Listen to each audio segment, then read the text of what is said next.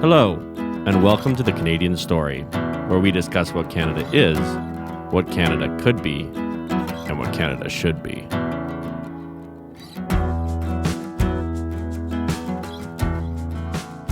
Hello, everyone, and welcome to another episode of the Canadian Story. I'm joined here by my friend Kerry James. Some of you will recognize him from our Alberta Sovereignty Tour that we did in the summer, I guess it was the fall of last year.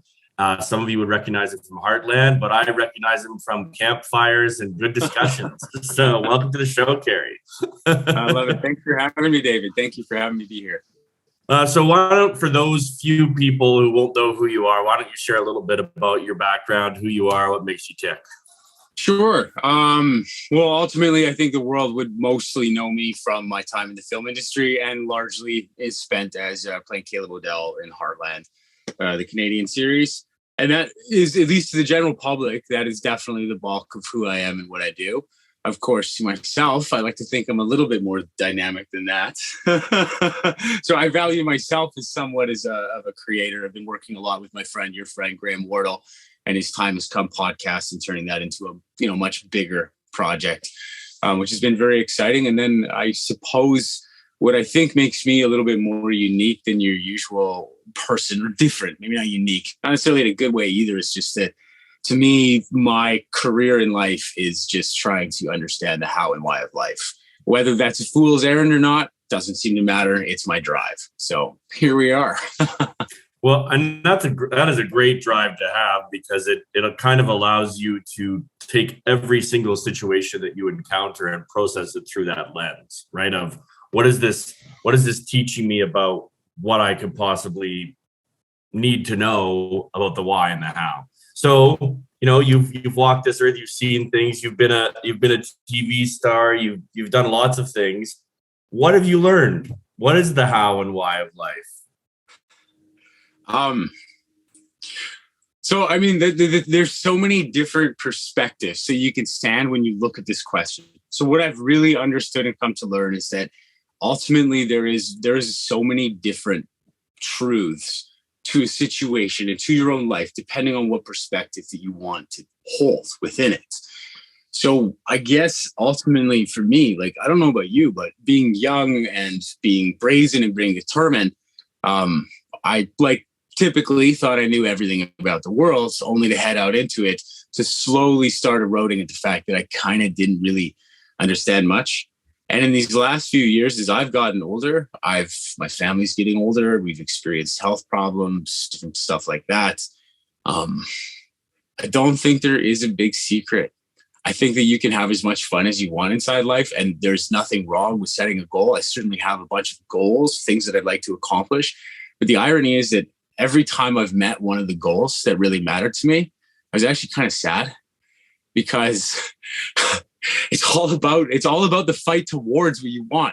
I used to say, even when I was in my athlete days through high school, and that, it was always like the worst thing that happens is when you finally win the tournament, because then it's over.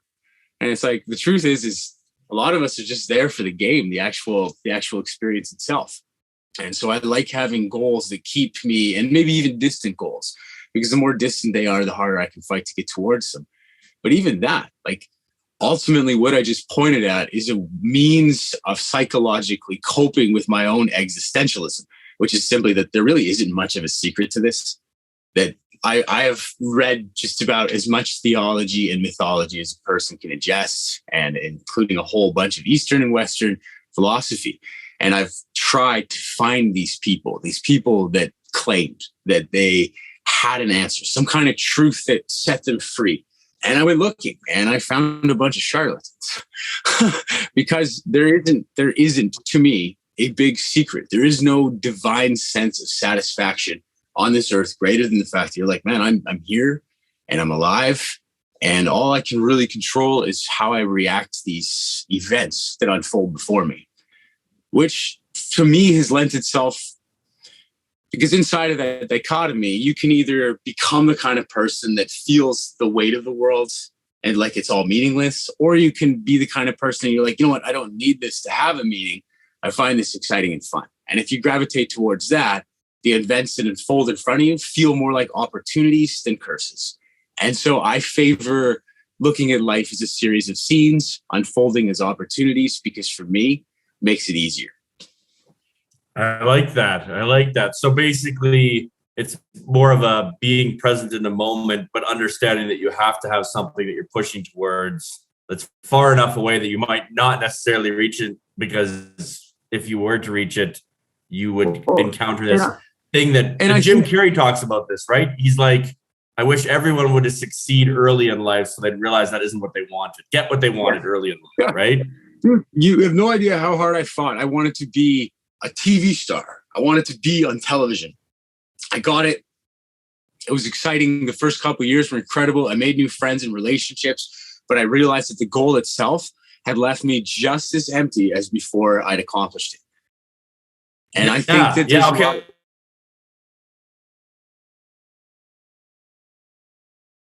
If I got this, if it's whatever it is, if I get the house, if I get the car, if I get the wife or husband, if I get the, if I get the career, whatever it is, then I'll be happy. You got it. Yeah. You achieved that. Zach's been in a similar boat. I would say that I'm in a similar boat. And every time it's such a good point. Every time it's like, well, what's next? Yeah. It was a coach actually said it to me. It was after we'd taken the provincial championships. It was this big, amazing thing, big celebration. I got this giant gold medal around my neck, and I'd done very well. I was the MVP. And my coach came to me after, and he put his hands on my shoulder, and he said, I want you to, tomorrow morning, I want you to take that medal off, put it in a shoebox under your bed, and don't look at it again for 10 years. I didn't understand it then, but then about 10 years later, it made sense. And he would get it. That's why he probably told you to do it, right? Yep. Yeah, exactly. And then so the other thing, when you're going through that feeling, so like how many times did you say you've encountered this, achieving like a huge goal? Like how many people want to be movie stars? You did it. You know what I mean? How many people want to seek enlightenment and then actually go out there and find the answers? And you've gone out there and you found an answer, which is that. Well, I think a lot you're looking of for the wrong thing, perhaps. Like in the culture today, I've noticed, at least on Instagram, and maybe it's just the kind of people that I follow and the things I see, but certainly this self-help, self-discovery, manifest destiny thing is a huge part of our culture now, which I think is great, But I also think that for me, there's a difference between, I think that we should all entitle ourselves to spend our lives getting to know who we are. And that doesn't necessarily mean, forgive my brass. I can be a little bold with this stuff, but I'm not talking about necessarily like this woke snowflake, treat yourself like you're this sensitive little thing. Like, I'm not saying you have to even know what makes you, that you have to cry. I'm saying you can be who you are, your authentic self, and start examining why and how you are without having any bias on that. Ultimately, by the time we're in our mid-30s, we should have most of our behavior mapped out. You should be able to predict how you're going to react accurately in almost any situation. Because in 36 years of time, I mean, if you haven't started mapping your behavior by now, I would invest. I would encourage everyone to do that. And if you are going to map your own behavior. Sorry, what exactly do you mean by mapping your behavior? Really, there shouldn't be anything anyone should be able to say or do to me in these 36 years that I can't already accurately understand how I'm probably going to react to that. And if I can accurately understand and hold in my mind how I would react in general to a million different situations, and I don't mean to hold that like a computer at once, but I mean like, I find like there are certain people in this world that I find I'm the one that instigates conflict, even if they're not. And so I was like, why am I like that? What is it about this person that I am choosing within me to allow myself to want to be causing conflict? And so I'm like, well, I don't even have to reprogram it. I'm not even saying change it, but understand it. And then you can react differently. So now when I'm in those same situations, I don't manifest conflict for this other person because I have this sense of like inner pride. I'm like, I'm going to teach this person. I could just go, oh, fuck, this is one of the situations where I know that I'm going to need to want to teach this person why they're wrong. So instead of doing that, I'm just going to mind myself and enter into that kind of ego arena instead. it for me is a path of least resistance with people. But I am also a person that is very neurodiverse. And that has come with a couple like actual clinical classifications for the ways that I'm neurodiverse. So this just helps me stay balanced within society and just friendlier. Well, I think we could all use as a society, especially after the last couple of years, to be a little bit friendlier to the people around us. So it would be nice. That's an interesting thing to talk about, though. And it's not something that's talked about enough. And I don't know. I'm going to kick myself for not being able to call up who said this, but David would know. Who said "Know thyself"? I think, Socrates definitely was one of the first, I believe, that said "Know thyself." But I think it's like a very old wisdom. Yeah, but yeah. So you're not wrong not to know, because I don't think anyone fully knows. But yeah, I think it was Socrates. My best friend Graham Wardle literally has that tattooed on his arm. That's how meaningful that sentiment is for him. Yeah. So what's interesting, and I'm just thinking about this now, but what is interesting, if you look at how our society fills a lot of their free time, a lot of people spend it scrolling Instagram or scrolling TikTok or whatever, right? And when you boil that behavior down, what are you actually doing? You are studying other people. And there's not a lot of emphasis on studying yourself. So as someone who has spent time trying to do that, for someone who's never thought about this before, how would you go about self-examination? Okay. That is a great question. And I do take for granted the way some of our minds are different. So for me, and about 50% of the population, we have an onboard voice inside of our own. And it's only about 50% of the population. They've done a study on this. A lot of people have one English-speaking voice in their head, and it is their own. A lot of us have this almost silent parental monologue going on in the background, this kind of overseeing voice. Now, I'm not talking about like dissociative personality or multiple personality. I'm just saying that a lot of us have this other voice that is still us within us. Listen to it. If you have that voice inside your head, then listen to it. Just be curious about what it might be sharing with you. And I know that can sound like a scary sentiment, but 9 times out of 10, when we say that everyone understands right from wrong, with the exception being the anomaly population with the types of mental illnesses that don't allow for that, sociopathy and such. But a healthy human being, ultimately, like when you say we know right from wrong, most of us, or at least 50% of the population, when we go to do something where we're about to create conflict or tension for another, we usually hear a voice that's like, no, don't do this. That's a bad idea. Be bold enough to let yourself listen. And if you don't have that voice, which is totally okay, it's also considered completely normal. This is where I think things like feeling shame and feeling guilt within self can be very positive feelings. Because when I do things, and I am, man, there was a time last year with COVID, I'll just expose myself as being erratic at times. So I was in a gas station, and I didn't have a mask, and it was the last night. They were getting rid of the mask the next morning. It was on the news. So I had tried to hold a toque over my face to go in, and the kid would not let me come in the store. He yelled at me. So what did I do? I kicked over a fucking shelf, man. That is some lowbrow, embarrassing stuff. I am a 36-year-old male who asserted my dominance by throwing over a shelf in a community gas station because some 20-year-old kid wouldn't let me in. When I went home after that, I did not trouble myself with I did not write narratives in my head that made me look like a hero. That was impossible. I got home and I sat and stewed in the guilt and shame of the way that I reacted, the boldness of that, and how dominant that is within our society. It leaves no room for anyone else's feelings or actions. So I just let myself stew in it and feel like shit until I dismantled those reactions enough that I was like, dude, you have to find a way to promise yourself you will never do this again, because no real man would conduct himself that way. So that's how I use that to learn. As embarrassing as it began, that was a very useful tool. But it comes down to a willingness to just examine ego. And that's usually very uncomfortable.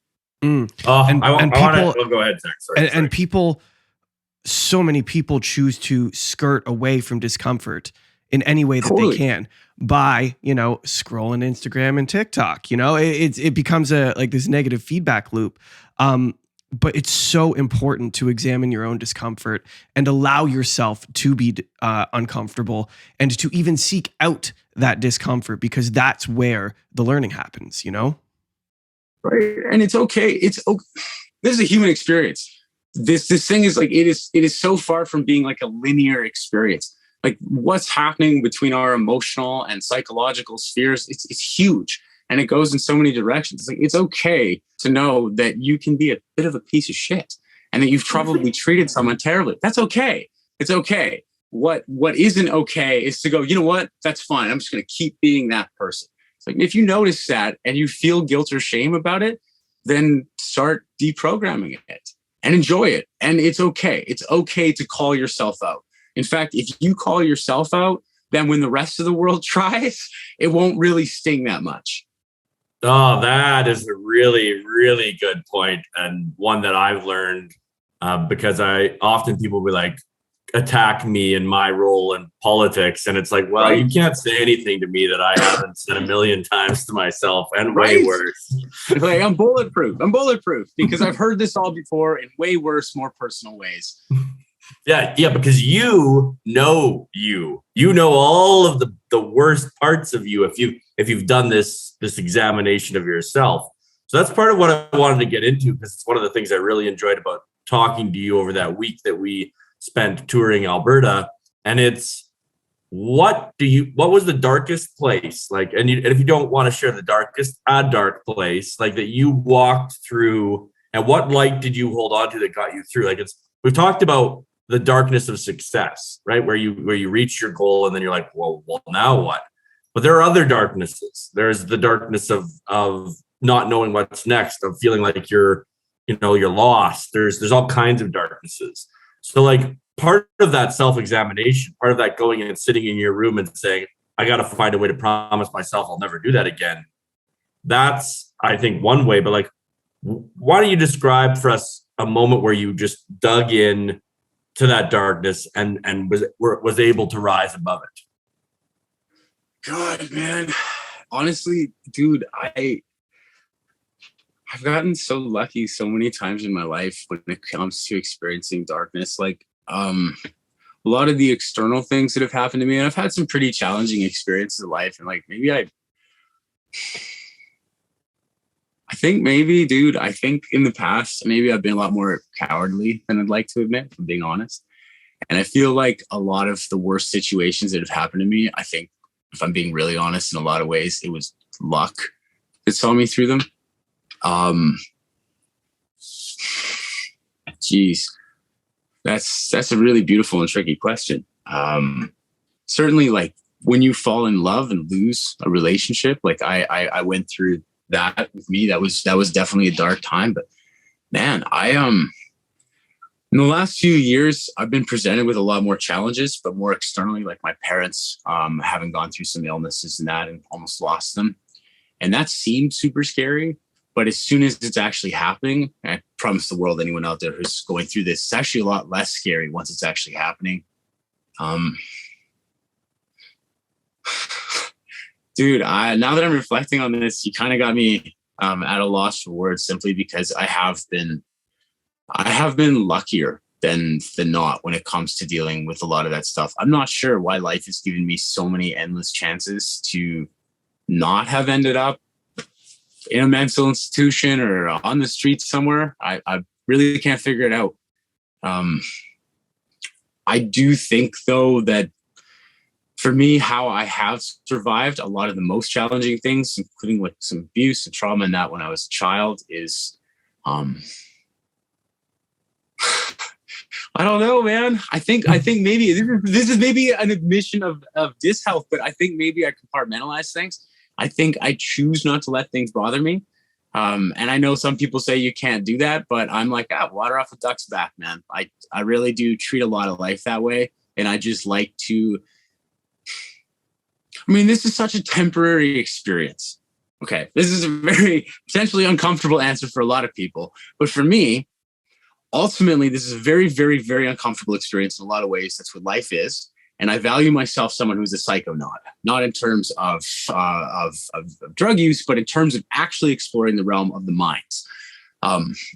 So I have given myself permission that if this reality ever becomes too challenging for me, regardless of society and your mythos towards it, you can just pull the plug. So that's a scary thing for a lot of people because I'm now talking about suicide, essentially. So for me, suicide is my parachute, and I've hung on to this very tightly my whole life. So if this is too much, I don't owe anybody any explanation, and I can just walk away. And once again, I realize this can be very uncomfortable for a lot of people. Talking about what works for me, I'm not suggesting this to anybody else. So as a psychonaut or an explorer in a foreign world, exploring this environment, knowing that I have the way to go home instantly if I need to, it makes it seem like even the bad days aren't that bad because you can just be interested in what's interesting about them. And that's how I've survived so long. And I have to admit, getting about a little older in that, a lot more groundedness and consistency enters life. Maybe not in terms of what's physically happening, but the inward journey starts to level out a little bit. At least it has for me. So things seem less and less dramatic, even though sometimes the obstacles are actually bigger than they were in youth. But yeah, I have survived this long because I have promised myself that my ultimate freedom belongs to me.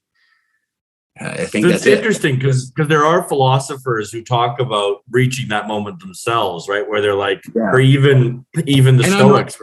And I'm not talking about nihilism. I'm not talking about a nihilistic approach. I'm not saying burn the world. We're here in this sovereign garden together. The least we could do is try and make it nice for each other and whoever's coming next. But ultimately, if my burden becomes too challenging for me, I have given myself permission to pull the chute, which has oddly just increased the depth of how much room there is for what a burden can be. Because if you can just leave the game, then it's not so bad. Nothing can really be bad enough. What's interesting about that to me... Sorry, you can go ahead, David. Go ahead, Zach. Okay, what's interesting about that to me is that you've used that parachute to put you into a point of curiosity. So when you encounter things that are overwhelming, that are hard, instead of choosing to let that emotion run away, you're instead choosing to engage that emotion kind of with this idea of, interesting. Why is this hard? How am I reacting to this? Why am I reacting this way? So, your parents are sick. You get into a point of crisis, and then you enter that situation and go, how am I behaving in this crisis? Why am I behaving like this in this crisis? And I think the reason that that's cool is because it's a whole lot more productive and healthy than asking, why is this happening to me? Or why is this happening to people I love? Or totally. It changes the entire conversation when you stop. It's not that you're necessarily taking responsibility for the situation, but you're taking responsibility for how you yourself behave within the situation. And instead of saying, why is this happening? You are instead asking, why am I reacting this way to what is happening? And that is so much more cool. Yeah, thank you. I want to reflect on this for a moment, Kerry, because I think it's very important what you said. A lot of people don't realize the temporality of their lives, right? They get into the emotional moment of any experience, and they can't overcome it because it overwhelms them. But that's not what you're describing. You're literally describing a tool that can be used to get through those problems, right? Which is to say, hey, I mean, this too will pass in a sense. Totally. And I think the longer we live, the more we realize how temporary this is. People, symbols, heroes from our youth that we thought meant the world that would never fade, we forget them just like we'll be forgotten too. And that to me is a beautiful thing because it means that nobody gets to dominate this sovereign sea for more than 100 or some years before nature rolls it over and allows new ideas and new inspiration. Nobody gets to just control this. I think that's part of what's beautiful about it. Yeah, there's an element, the cycle continues, right? There's a constant reminder that, birth, life, death. And this is something that you and I talked about around the fire, is this conception of, okay, so if that's the case, do we ever really die? And so I like to get into that, because that's a very interesting concept that people are like, oh, of course we die. It's like, well, what are you? And like, you've thought about this a lot. I love your thoughts on it. So if you'd be willing, I'd love you to share with the listeners. Sure. Absolutely. This gets tricky really quickly, and it's a bit hard to hold on to. So I'll try and I'm getting a little better at laying this out, the groundwork for it. For me, given my own neurodiversity, a lot of the ways that I experience my own mind comes in the form of auditory, visual, and sensorial kind of hallucination. And that isn't to say that there's hallucinations around me all the time and there are creepy things talking to me. It's not like that. But anyways, for me, when I was young and reading all about mythology and theology and everything else, it was easy for me to accidentally ascribe these symbols because these symbols and stories were relevant to my mind, they became relevant to my neurodiversity. And so I was overwhelmed with stories. And the thing with stories and these things, because they are morals represent themselves at 100% volume. So they appear like the one true truth. Well, you're in that perspective. The irony is if you're young and you're going through that stuff, that's how people accidentally become cult leaders. It's because they get lost in their own stories and they think that their one story is the true story. And I think that that's very dangerous for a human. And it was very dangerous for me. And it was the most unhappy, least productive period of my life. And so I decided to abandon anything that was sharing any kind of narrative and instead explore the mechanics behind it. I wanted to know the how and the why. And so I do believe that, and that is a little out there, but when I look at how the universe works and behaves and using all of the research that scientists have done on it, like we know that there's an up, down, there's a north, south, east, west, and all of the quasars and black holes line up on the y-axis of the universe. This thing is behaving suspiciously like two things. Number one, a single-celled organism, if you look at the galaxy's superclusters. And I'm not suggesting that this is a single-celled organism in that sense. And then the other thing that it really resembles, almost more than that, is RAM, random access memory. In terms of looking at the electron shower of the actual components inside a microchip, as it's happening, it's suspiciously like a universe.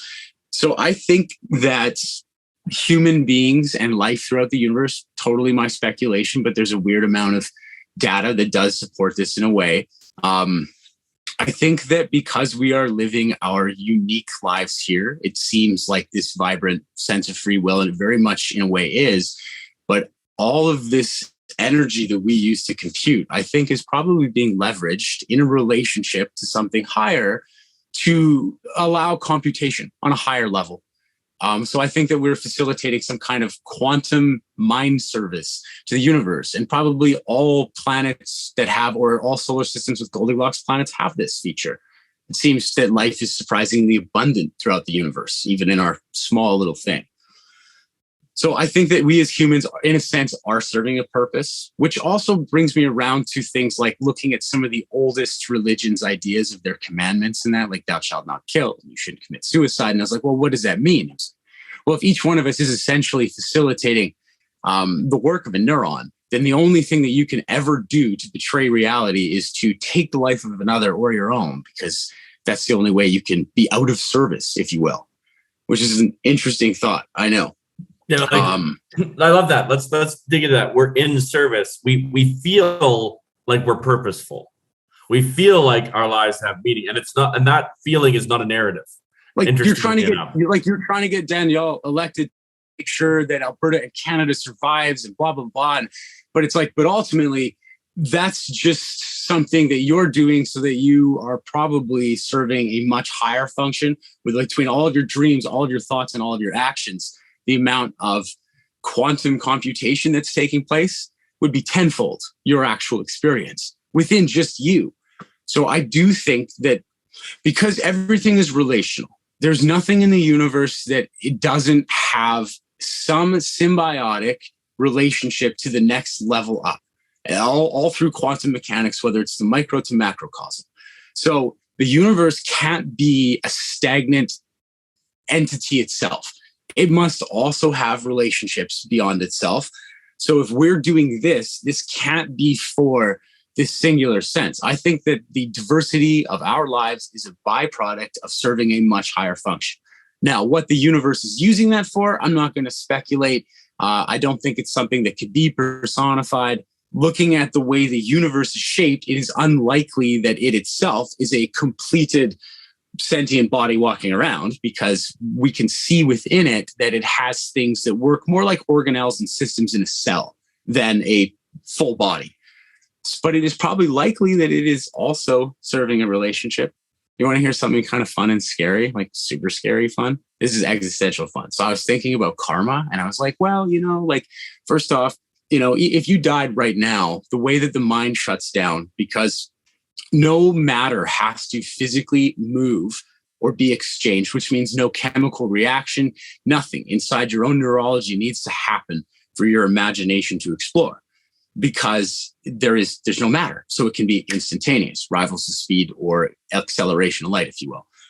Anyway, it's probably likely that when each one of us dies, we have a relative eternia of internal experience reflected off our own memories. So it's probably likely that if you need to experience a version of heaven or hell, you probably have an eternia inside of self as you are dying. And that goes all the way down to if someone shot me in the head with a bullet, the way that the mind maps itself and the way that it relays is as that bullet is shutting it down, its experience of time is expanded to at least a few thousand years.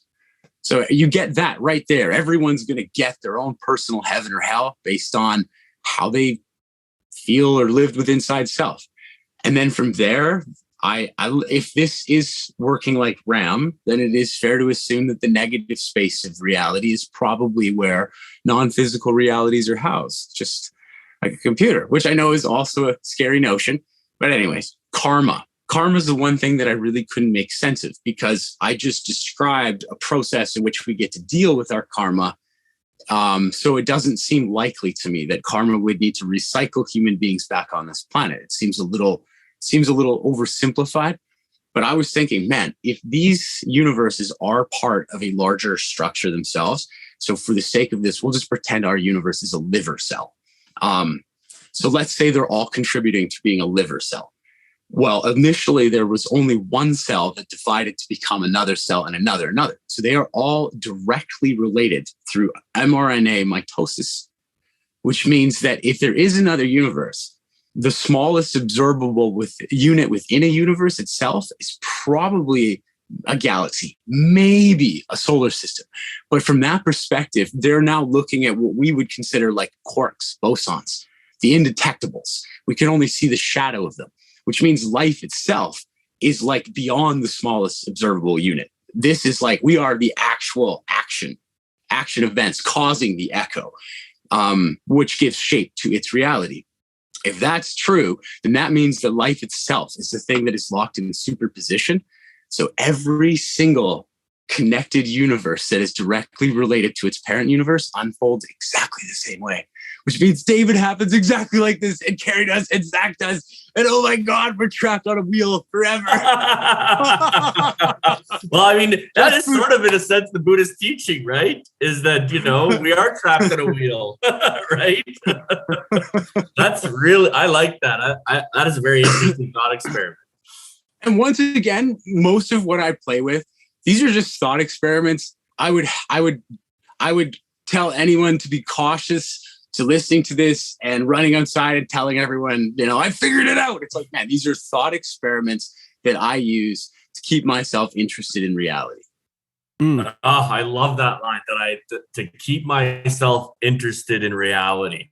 Now, one of the things I've noticed is that you are someone who's incredibly interested in every detail of reality, from what I can tell. Like, we've talked about a whole spectrum of everything, right? When you are waking up in the morning and you're like, okay, I'm going into this day, I'm going to go live my life. How do you systematize that for like just a basic life form like us humans, right? Like, how do you systematize keeping yourself interested? Because so many people become bitter and nihilistic. Like you said, you're not a nihilist. You don't believe in that. You're not saying that there's nothing and it's all meaningless. So how do you keep yourself attached to that?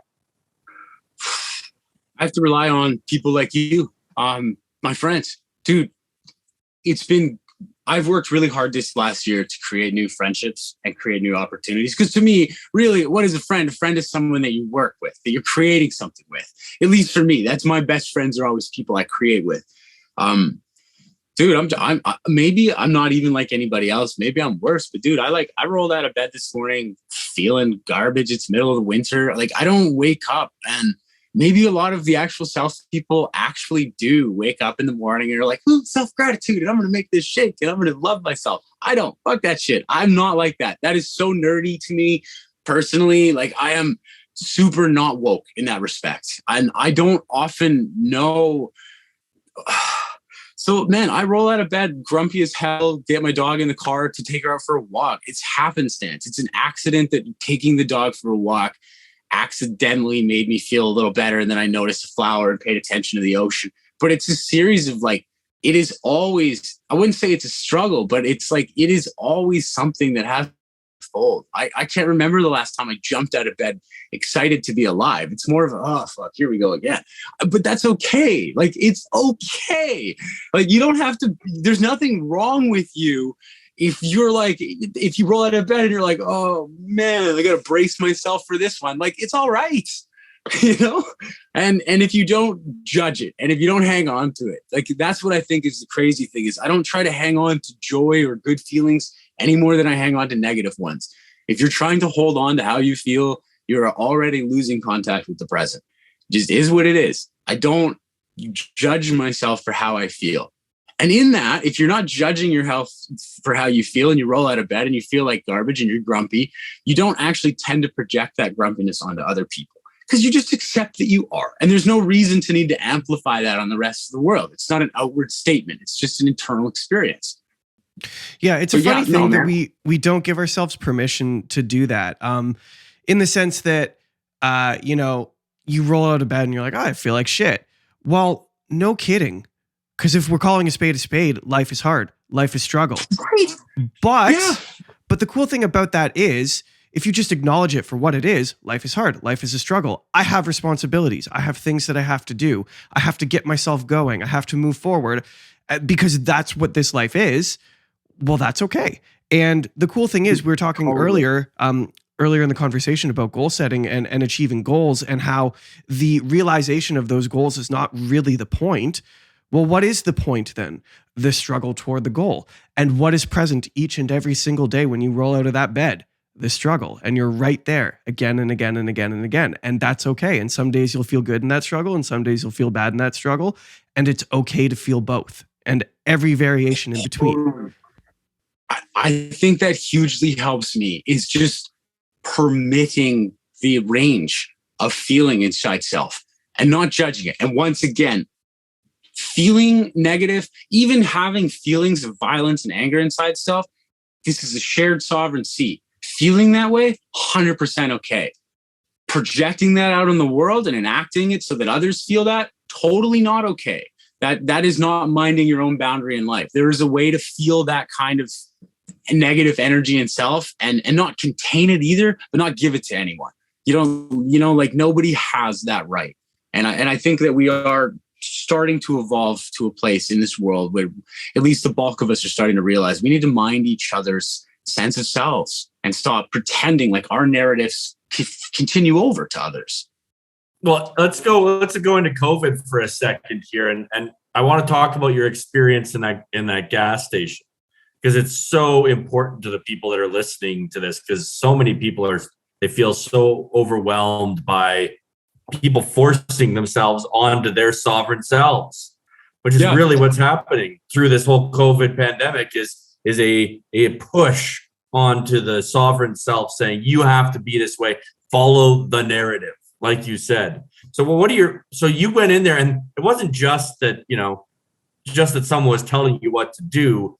It was your anger at all of these people trying to infringe on your rights.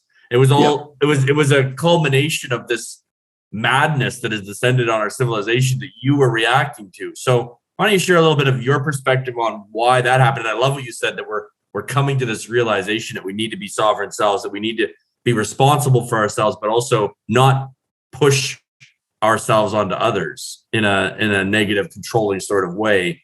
What brought you to that realization, especially in a world that it feels like people are trying to control us constantly?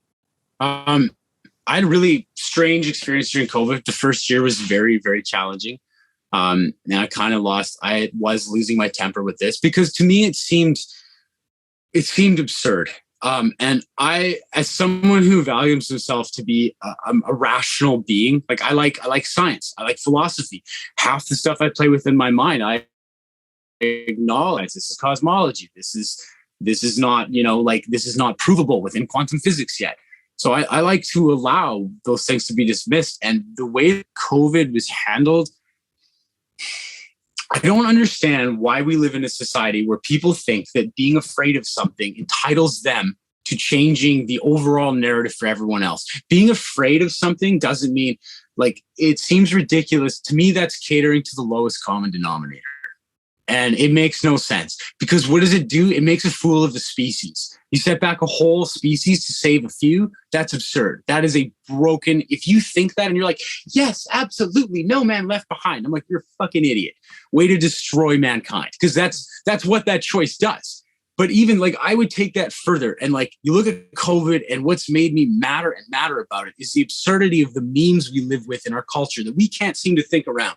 For example, why do we build houses for people? Why would you build a house if there isn't a person that goes, hey, we are ready for a house? Why do they build cars for people that don't yet need a car? It's because we have this big, beautiful capitalist system.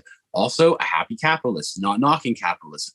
But I think that the fact that we have to choose all of these camps, it is absurd. If you were an extraterrestrial being, where would you draw the line at before you would come down and reveal yourself as an enlightened race to save humanity? I sure shit wouldn't show up until they figured out that there is a meme of survival that goes beyond money. And I'm not saying that money needs to go away, but certainly living in a world where as a species collectively, you don't build houses as people need them and instead they're ventures, that's crazy. And I know, dude, I'm just as sick as everybody else. I also can't sit here and tell you how to fix everything and how we could correct and write all these new memes for a better world. I don't have those answers either. But certainly I could definitely look at us as a species and go, we're a little silly. We're a little lost. Yeah, I think COVID made me. Oh, go on, please, Zach. I think if COVID taught me anything, it taught me that using fear as your motivation to think is absolutely the wrong decision every single time. Totally. And it never 100% ever of the time plays out well.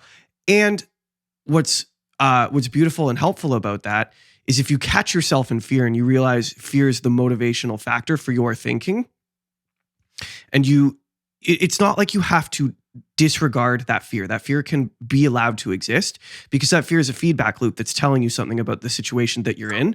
But you cannot let that fear drive the way you handle that situation, because when you do, you take advantage of other people. You stop treating other people like they're sovereign. You maybe stop treating yourself like you're sovereign, and it just muddles the entire picture. And that's what we did for 2.5 years. We let fear run the show, and we threw away our decision-making to people who proposed to us that they were experts about whatever they were experts about. And we just signed the whole thing off and said, you make decisions. And, if someone's not in line, we'll shut up and get in line. And that was all fear motivated. And what's crazy to me is you look at the government and the way things are done and you go, okay, so if we're in a relationship with this partner in the past, just 50 years, what is the track record of us being the people in a relationship with this partner? Does this partner lie? Does this partner gaslight? Let's go back 50 years and talk about politics in any country, including our own. And let's see if there haven't been numerous exposed scandals, numerous lies. So it's so we know we're already in a relationship with a system that is essentially willing to gaslight, manipulate, lie to us, and unfairly punish us. So it's so if we know that's the relationship we have with this partner, then why would we keep trusting them? To me, it seems absurd that anybody would have any faith presently in any of the current governing parties. The fact that anybody still trusts the government surprises me. because they literally show that that's not how it works. And that's not even a new thing. That's how I feel. And I also don't have, like I said, I don't have a solution. I'm not like, hey, here's what we need to do. And we down with the government and in with this. Like, I'm sure everybody in the world feels like if they had Superman's powers tomorrow, they could be the last great tyrant and set humanity right. But I guarantee even that would fail. Like, it's just, you can't control people through force and manipulation. Ultimately, it will fail, even if it looks like it's working temporarily. I think that's a really interesting way to draw out the thing that you've been talking about in your thinking. So instead of looking at what the government is doing and say, oh, we have to take down the government, like we have to do whatever we're going to do to remove them from power, like the reality is they're probably not going away. And to resort to violence would be an incredibly poor decision, because that's totally what you're talking about. That is the proverbial kicking over of that stand in the gas station. So what do you do instead? You say, interesting. How am I reacting to that? What does that mean for me? What does that mean for my sovereignty? How am I behaving in this situation? Is that helpful for me and the people around me, or is it not? And so I decided with COVID that I would break bad, because I was like, well, society is working this way. I'm not fitting in and it's not working for me. And I hadn't met David yet. Graham and I hadn't gotten going. It was the first year and a bit of COVID. So I said, well, fine. Well, I'm just going to leave this behind in my own way. I got a minivan and I put a bed in the back, and I didn't come home for like 3 months. I bought bolt cutters. I went around. I don't care what somebody tells me is the law between me and going out into nature. In my mind, I am of the earth and I am entitled to be on the earth regardless of who decides otherwise. So I had bolt cutters. I got some cameras. I would go visit national parks, just cut the locks, spend weeks in there. I had the best year of my life. By the time COVID wrapped up, there was a part of me that, at least sarcastically, was like, I loved COVID, because it meant that everyone else was afraid and indoors, which meant I was outside and it was all mine, which is a little bit selfish in that respect. But that was, I feel like we all should have done that. We all should have just shown how little regard we had for the system at that point. That's the biggest form of protest there is just literally abandon it. Whew.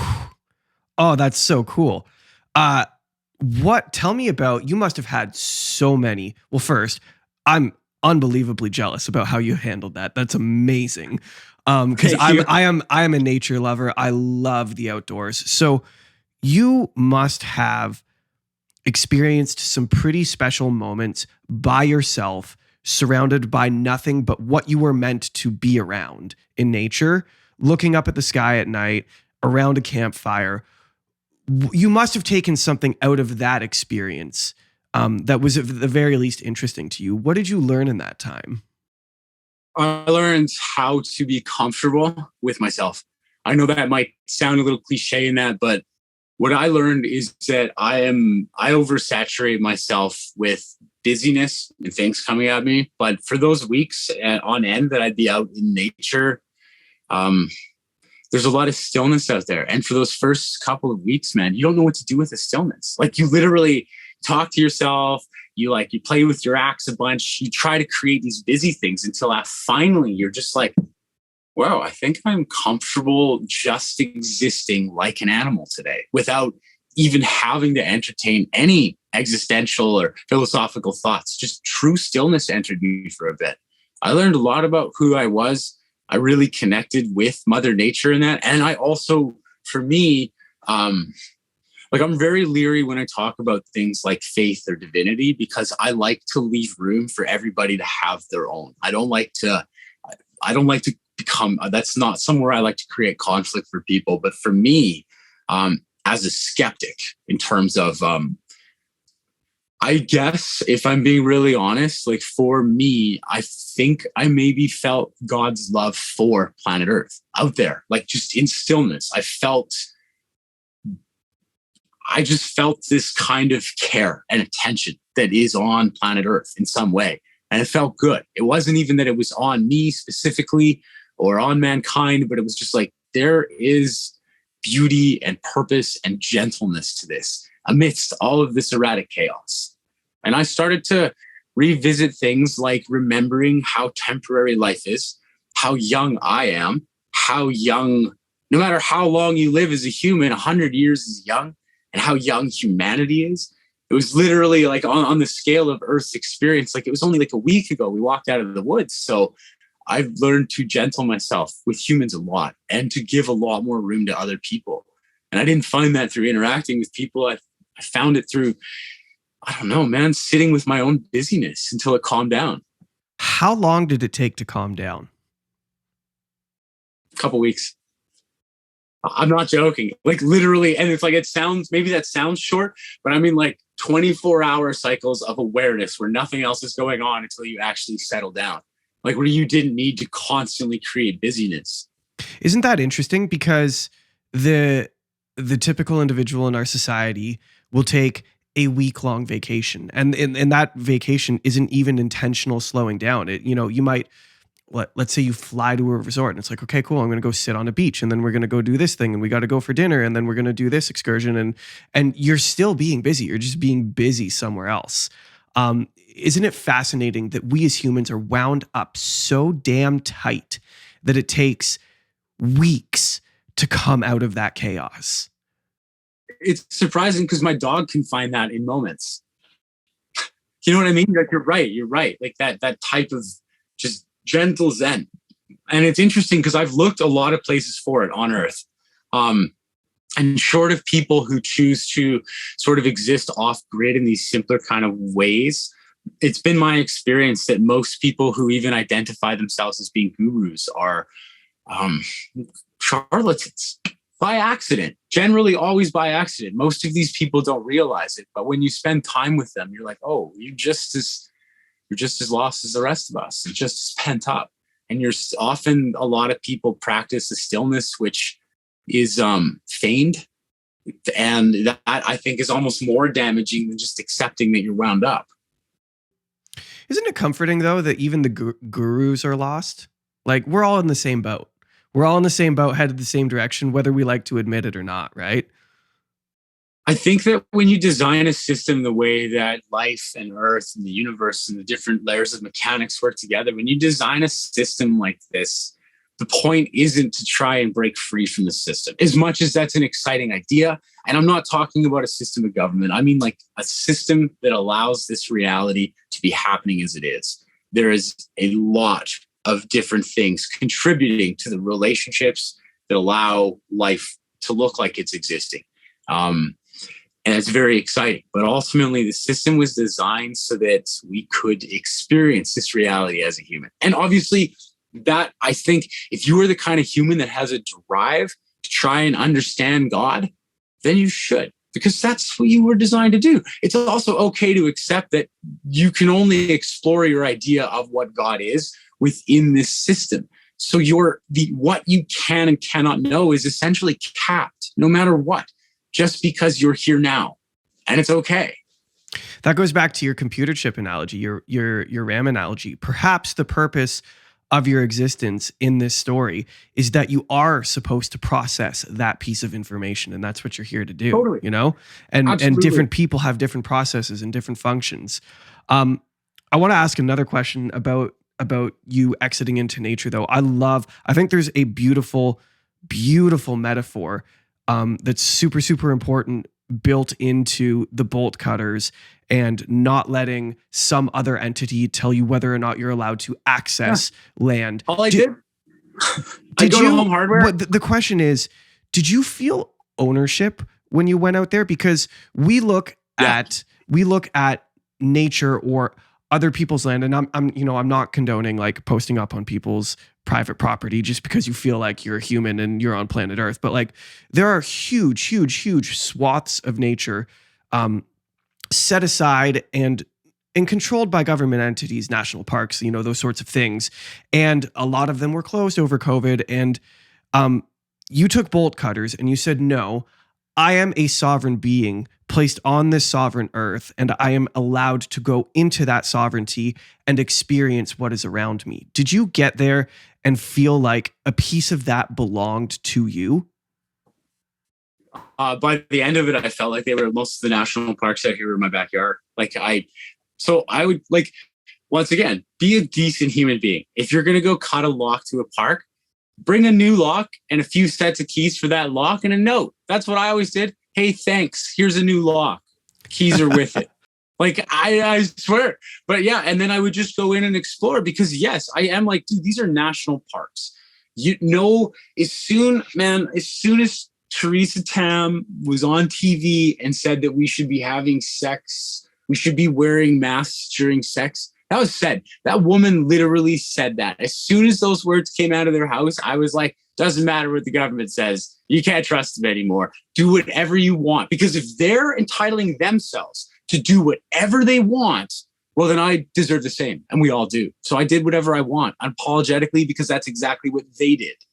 They did whatever they wanted, ruined our lives, shut down. And like we can all see, I'm not even like, I don't really enjoy a lot of conspiracy theories because I think they fuel negative fires. But there's a whole bunch of things happening that feel suspiciously like a bunch of those conspiracy theories are coming true. Like it feels very much like they're trying to run our population into the ground so that they can regain control. I've heard all about this. Graham had shared a bunch with me about their new prison system. Have you guys heard about this one? I don't know about that. The whole no truck.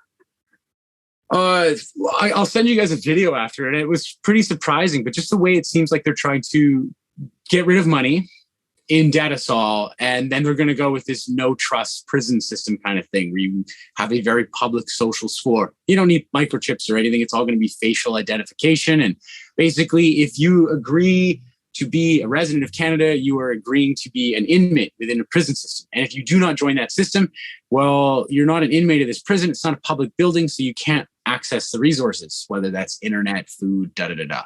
I don't know if any of this stuff is happening. It freaks me out. I hope not. My friends share it with me. Suspiciously feels and looks a lot like that, at least if Trudeau had his way. And so I figured they're already implementing that system in China. The social credit system it's implemented. Yeah. So you know about this, and like I said, I don't know much about it. I just started. I'm like, oh my god! But I'm like, if they're giving themselves the right to treat us like cattle, I don't know about you guys, but I'm gonna be a bad fucking cow. Yes. Man, there's I a love line. that. Yeah. No, I think that is the key, to be honest, is if we're living this experience and we were actually created for a purpose, if there is a design, we're going back to what you were saying, if all of the evidence appears to show that there's order in this chaos, which means order in chaos would seem to indicate intentionality or purposefulness. Like you said, I loved what you said. It's actually existentially perfect. We're capped on what we can know. We can't know everything. We can't experience everything. We can't access everything, but we could be bad cows. That's the least we could try to do. If to make at least we could make the farmer and the rancher try to shake a few things up. If enough cows start going sour, well, then you got to change something or you're going to lose all the cows. But that's why the trucker rally had my full support. That's why I believed in that stuff.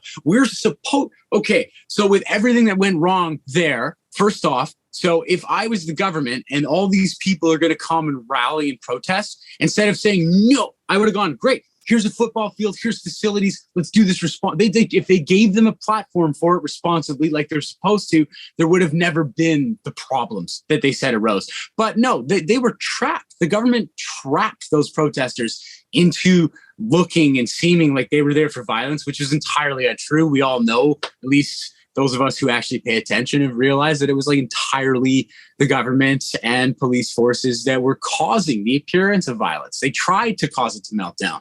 But it's like, we're supposed to know that if we don't like the way things are done, that we have the right to protest. And if that many people are protesting that it shuts down a whole city, then maybe we need to change something. Yeah, it seems like a pretty simple proposition, doesn't it? Right? They did. They shut down a lot of the mandates shortly after, but it had nothing to do with the truckers. Nothing to do with it. No, it entirely did. Without them, I don't think we would have seen a lot of those mandates go away, all the way down to look at how they're trying to bring back mandates. Those people got rid of the mandates they did for us. So I'm proud of them. I'm grateful to them. I wish I'd had the courage to join them. It was such an act of sovereignty. I think so. And like, you can shape it however you want. People can shit on them, call them idiots. But at the end of the day, their sovereign right as Canadian and being concerned about their community made them get outside and make a super bold choice, a choice that jeopardizes their entire livelihood. Anyone who's willing to do that is being pretty brave, especially if they're going to. Some of them are still in jail right now. Yeah, that's so in Alberta, right? Still in prison because they stood up for that. So we should remember that and look to ways that we can help them. But I think we know mandates never work across society. Look at prohibition. Prohibition doesn't work. But even then, like, look at this new cancel culture, the way that you can't even share an opinion against certain things on Instagram now, where they flag you. And for me, I'm like, I want to live more free speech is always better. If that guy over there wants to yell on his soapbox about racism and why, you know, white is right and black is wrong, blah, blah, blah, blah, I think he should be allowed. Why? Because then at least the rest of us have a way of identifying who the dangerous person is. More free speech is always better, even if it's scary sometimes. And the thing about that too is I don't have a bleak outlook on humanity. I think given that amount of freedom for that person to get on their soapbox and perpetuate obviously bad ideas, the vast majority of humanity are going to say this idea is obviously bad, because humans, I actually believe, are for the most part inherently good. So we will naturally select away from those dumb ideas. Yeah. Zach, I completely agree with you. It is my firm belief that humanity, especially if you map our path, is inherently good and inherently getting better. And I don't think that we are very far off from cold fusion. We just figured it out. That happened. We are not far off from reaching a place where we are at least enjoying this collectively more as a species. I feel like we will eventually reach a utopia. Humanity is for sure on that path. There has never been less violence and less crime than there is today. Per capita, when you look back in time, we are considerably gentler now. Yeah, that's really interesting. We're considerably gentler. That's an interesting way of putting it, but I like it. We're at our hour. I don't want to take more of your time, Kerry, but but I just wanted to thank you for coming and for your perspective and for sharing it with people. I think it's going to be very valuable to people, and for being sovereign, for taking your own life in your hands and saying, no, I'm not going to bow to these tyrants. And I loved your story from the gas station, because it was real, it was honest, and it tells us like how we're all feeling, right? It was building up, but it was the wrong response, and that you looked at yourself, and instead of saying they made me do this, you said I chose to do that. And I think you reflect that a lot too. Yeah. If you can't tell someone, if you don't know the ways that you were already a shitty person, then you're probably not ready to lead as a good one. Like, you have to know where you came from in order to be somewhere better. Thank you for listening to The Canadian Story. You can find us on Instagram and Twitter at The CAD Story. That's the CAD Story. If you enjoy this podcast, please share it with your friends and family. Let's work together to remind Canadians how great their country is.